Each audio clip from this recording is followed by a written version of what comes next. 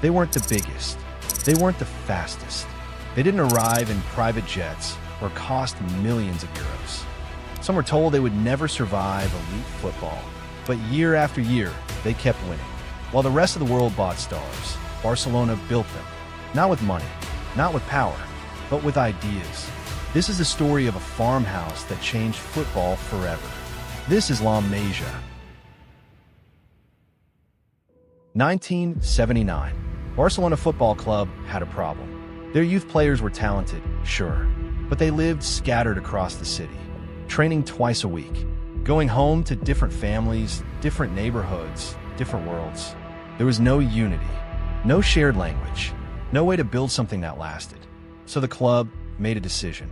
They took an old farmhouse, a building that had stood since 1714, and turned it into something else. A residence, a school, a place where young boys could live, train, and breathe football every single day. They called it La Masia, the farmhouse. From the outside, it didn't look like much. Stone walls, wooden beams, simple dorm rooms with bunk beds and shared bathrooms. The kids ate together in a long dining hall, did their homework at wooden tables, kicked balls in the courtyard until the sun went down. It wasn't glamorous. It wasn't designed to be. But inside those walls, something quiet was beginning. Something that would take decades to fully understand. Because La Masia wasn't built to create stars. It was built to create a system, a way of thinking, a philosophy that could be passed down from one generation to the next, like a secret written in movement and space. And in 1988, the man who would write that secret arrived. Johan Cruyff didn't look like a typical football manager. Thin, chain smoker, sharp eyes that seemed to see 3 seconds into the future. He'd been a genius as a player. Elegant, unpredictable, the leader of Ajax's golden era and the Dutch total football revolution. But when he came to Barcelona as a manager, he brought something more dangerous than skill. He brought an idea. Cruyff believed most football was played wrong. Too much running, too much chaos. Managers obsessed with athletes, tall, strong, fast. They wanted warriors. Cruyff wanted artists. He had a saying, football is a game you play with your brain. Technique mattered. Vision mattered. Decision-making mattered. If you could control the ball under pressure, if you could see space before it opened, if you could move the ball faster than any player could run, then size didn't matter. Strength didn't matter. Intelligence was everything. But Cruyff knew something else. You couldn't just tell players this. You had to teach them young. So young that it became instinct. Muscle memory. A way of seeing the world. So he rebuilt La Masia from the inside. He installed the same system at every age group. Under-8s played the same way as the first team. Same formations. Same movements. Same principles. When a boy turned 16 and stepped up to train with the senior squad, he didn't need to learn a new system. He already knew it. And at the center of everything was one training exercise. Simple, brutal, impossible to fake. The rondo. Picture a circle. 6 players on the outside, 2 in the middle. The 6 pass the ball. 1 touch, 2 touches maximum. The 2 in the middle try to win it back. Sounds easy, right? It's not. Because the moment you receive the ball, you have less than a second to decide. Where's the pressure coming from? Where's the space? Who's open? Can I play forward or do I need to go back? Your brain has to process all of this before your foot even touches the ball. And if you hesitate, if you take a heavy touch, if you don't scan before receiving, you lose the ball. And everyone sees it. Rondos were everywhere at La Masia. Every training session started with them. Every warm-up, every cool-down, year after year, thousands of hours. The boys learned to receive the ball on the back foot, body open, already facing their next pass. They learned to scan, quick glances over the shoulder before the ball even arrived. They learned tempo, when to speed up, when to slow down, when 1 touch was necessary, and when 2 was smart. And most importantly, they learned to think under pressure. A coach once explained it like this: we don't teach them what to do. We teach them how to decide. From under 8 to under 19, every player trained the same way. Same philosophy, same language. And when they graduated to the first team, there was no adjustment period. No tactical shock. They've been preparing for this their entire lives. Talent wasn't discovered at La Masia. It was built, piece by piece, day by day, touch by touch. And in the late 1990s and early 2000s, a generation of boys came through those gates who would prove the system worked better than anyone imagined. Xavi Hernandez was 11 when he arrived. Small for his age, quiet, obsessed with passing. Andres Iniesta came a year later, 12 years old, so shy he cried at night, homesick for his village.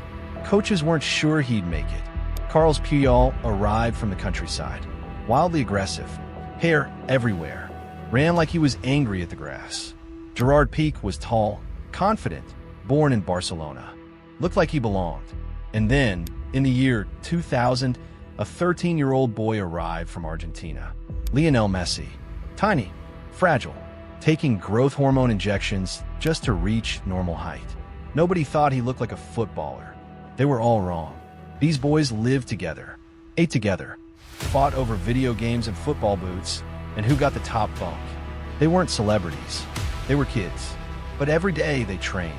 Rondos in the morning, small-sided games in the afternoon, positioning drills, movement patterns, over and over until it wasn't thinking anymore. It was instinct. Messi's medical treatment was expensive. So expensive his family almost moved back to Argentina. But Barcelona paid for it, kept him in La Masia, kept him training. Iniesta struggled with anxiety, panic attacks, the pressure of being away from home. But his coaches saw something in him. Patience, vision, a boy who saw passes nobody else could imagine. Xavi was told he was too small, too slow, not strong enough. But he never panicked, never rushed. Every pass had purpose. And Sergio Busquets, who came later, was the slowest of them all. Couldn't sprint, couldn't jump, but his positioning was so perfect, he almost never needed to. These boys didn't fit the mold, and that was exactly why La Masia wanted them. By 2008, most of them had graduated, playing for Barcelona's first team, winning matches, but not yet dominant. Then Pep Guardiola became manager, and everything changed. Guardiola had lived at La Masia as a boy. He'd trained under Cruyff, learned the philosophy, breathed it. Now he was manager, and he had a vision. He looked at his squad and made a decision that shocked everyone. He sold Ronaldinho, sold Deco, pushed out the big names, and built his team around the boys from La Masia. Xavi, Iniesta, Messi, Busquets, Puyol, Piqué. The media laughed. These weren't superstars. They were academy graduates. Small, slow, unproven at the highest level. But Guardiola knew something they didn't. These players spoke the same language, thought the same way, moved like one organism. And in 2008, Barcelona started playing football nobody had ever seen before. They pressed high, won a ball back in seconds, passed in triangles so tight it looked like telepathy. The opposition would chase shadows for 90 minutes, lungs burning, legs dead, never touching the ball.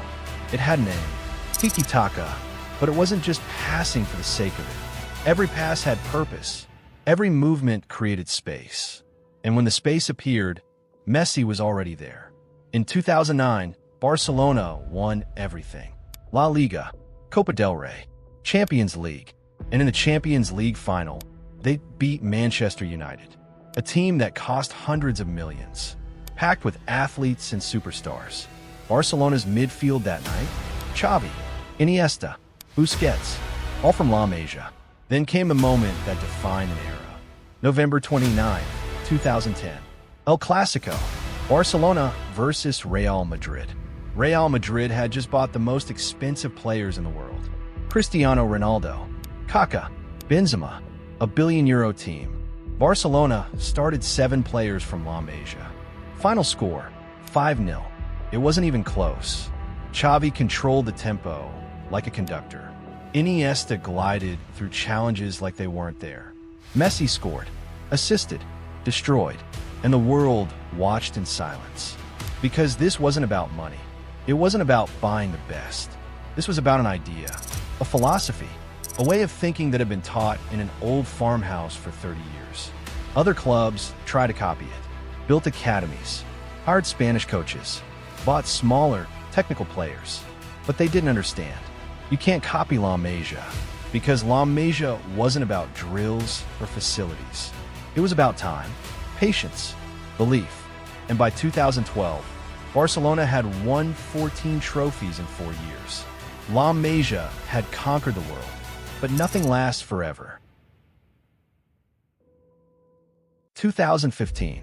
Messi, Iniesta, and Xavi were older now. Still brilliant, but the system was changing. Barcelona started buying players instead of developing them. Big signings, expensive forwards, quick fixes. La Masia graduates stopped breaking through. The pathway was blocked. The patience was gone. And slowly, the philosophy faded. Coaches were sacked after one bad season. The board wanted results now. Trophies now. No time to wait for 18-year-olds to develop. Thiago Alcantara left for Bayern Munich. A La Masia product, world-class midfielder. Barcelona let him go. Others followed. Talented boys who'd spent years in the system, only to be told there was no space. No time, no plan. Football had changed. It was faster now, more physical. Teams learned how to press Barcelona's press, learned how to counter the possession game. And Barcelona panicked. They spent fortunes on players who didn't fit, signed superstars who couldn't adapt. The dressing room fractured. The finances collapsed. By 2021, the club was bankrupt. Messi had to leave. The golden generation was over. And people asked, was La Masia just lucky? Was it a one-time thing? Could it ever happen again? The answer was hidden in the farmhouse, where young boys still trained every morning, still played rondos, still learned to think before they touched the ball, because La Masia never stopped teaching. The future returns. Walk into La Masia now, and it looks different. New buildings, modern gyms, sleep tracking technology, nutrition labs. But step onto the training pitch, and you'll see the same thing you'd have seen in 1995. A circle of boys, passing a ball, one touch, two touches, eyes scanning, feet dancing. The rondo never left. In 2021, a 17-year-old named Xavi made his debut. Fearless, aggressive, played like he'd been in the first team for years. And in 2023, a 15-year-old boy named Lamine Yamal stepped onto the pitch. The youngest debutant in Barcelona's history. He didn't look nervous. He looked ready, because he'd been ready since he was 8 years old.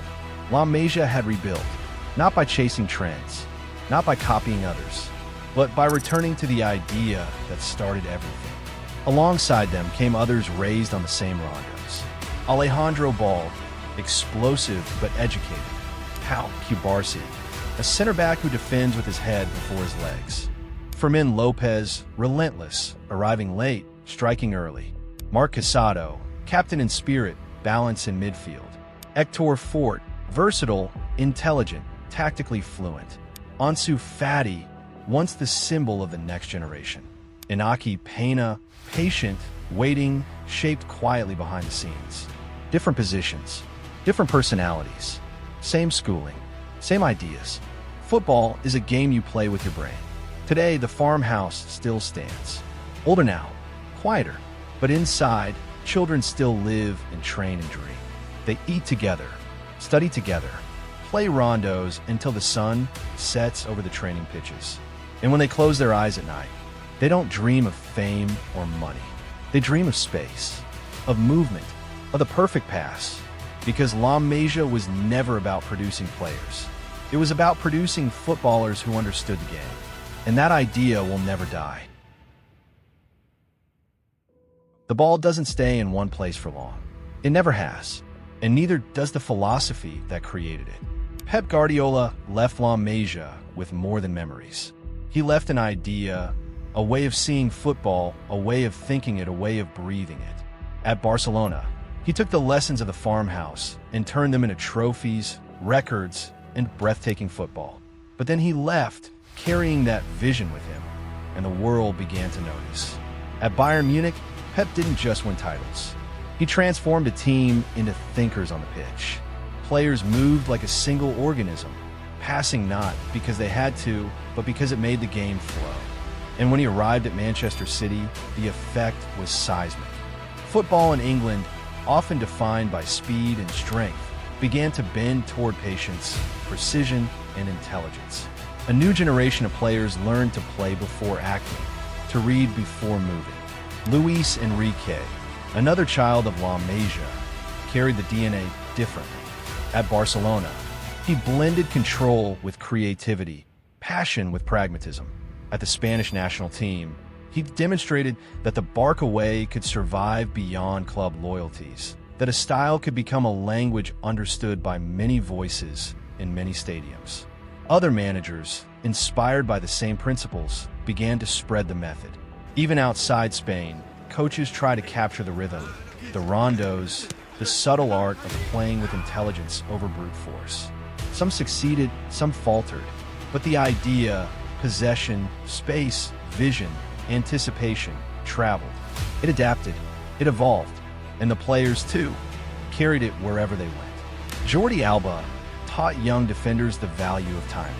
Pedri and Xavi moved through the world of football like whispers of a philosophy no one could ignore. The Barca way is not a trophy. It is not a headline. It is a pattern of thought, a way of seeing movement, anticipating space, connecting mind and body through a sphere of leather. And because it is a philosophy, it cannot be stolen, copied, or killed. Across continents, in stadiums big and small, the ball rolls. Players pass, players run, players think. And somewhere in every game, a rondo is happening, echoing the teachings of that farmhouse in Catalonia. Because La Masia may produce footballers, but the Barca way produces visionaries. And those visionaries on pitches, in teams, in the minds of everyone who watches, are changing the game one touch at a time.